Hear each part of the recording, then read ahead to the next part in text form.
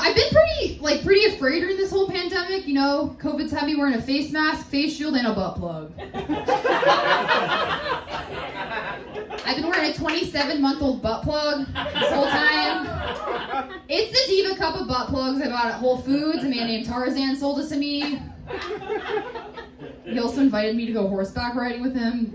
I think that was like separate. Like I don't. All right.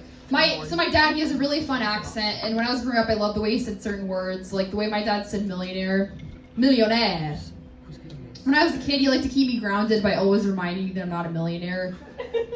And he'd do this just by kind of randomly shouting at me when I was doing normal things. He'd just be like, "Hey, you're not a millionaire!" It's like, I know, we're just at Popeyes, all right? But he also say something good happened and be like, "It's nice, right? It's like we are a millionaire!" Still just at Popeyes, all right?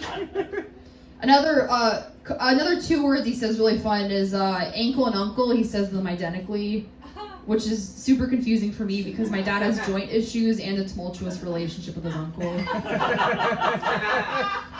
So I made up a game. It's called Ankle or Uncle. I'm going to tell you guys something my dad's told me, and we're all going to guess if we're talking about his ankle or his uncle. You guys cool with this game? Yeah. All right. Every time we walk over 1 mile, my uncle always gets so swollen. Uncle.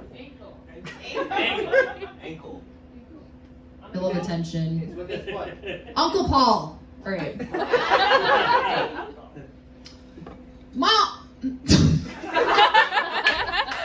I recently plucked 11 ingrown hairs from my uncle. Uncle Paul. Uncle. He's a very hairy man. He's half Greek. All right. One more. My uncle recently contracted hepatitis B, trapped me inside his guest house, and will not let me leave without brute force. Ankle. Clearly a joint, you guys. Right? We've all had our ankle do that to us one time or another. I feel in this audience. Fellas. Okay. Fellas. He's an interesting guy. He's here to visit me. Another thing about, my dad is like a weird kink. He only dates women with stupid names. I've observed this in every woman he's dated.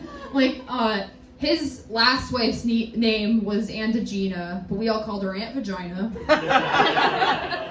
And then his girlfriend after that, her name was Lancy. Nancy? Yeah, Nancy with an L. That was her name, was Lancy. That's not even the funny part, you guys. Okay, so they get into a fight, and I don't know what happened. Apparently words were said. She emails me to my Yahoo email address, which I haven't used since I was a kid. And she was just like, "Dear Sophia, despite what you might think, I'm not an angry Chinese queen." I think we can all agree that sounds like something an angry Chinese queen would say, right? I think we're all on board with that. We all know one. Just walking around being angry and yeah, okay. I've got the light for being racist. That's cool.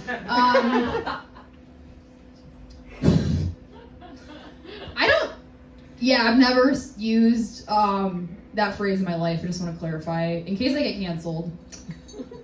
I feel like I'm not gonna get canceled. Let's just I'll tell like one more joke and then I'll just tie it out and give the time back to the room or have I grossly run over time. I don't know. You're good. I'm good. Okay.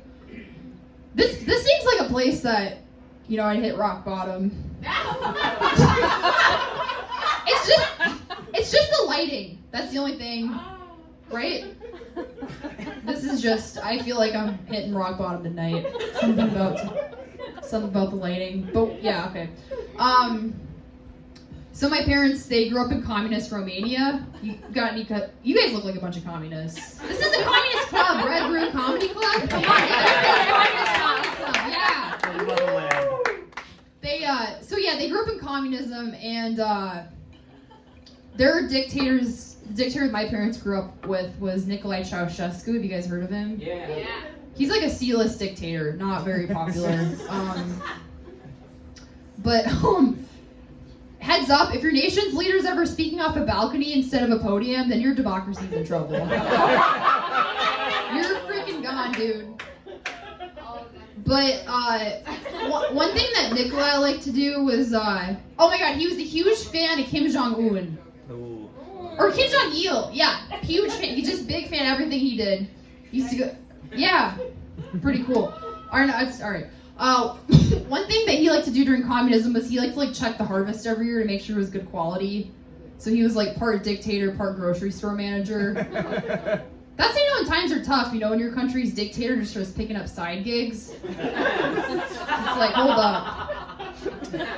Why is Mussolini working the swing shift at this Baskin Robbins? Something is not right here. Alright guys, it's been really great. Give it up for Cleveland, the Red Room Comedy Club. Thank you.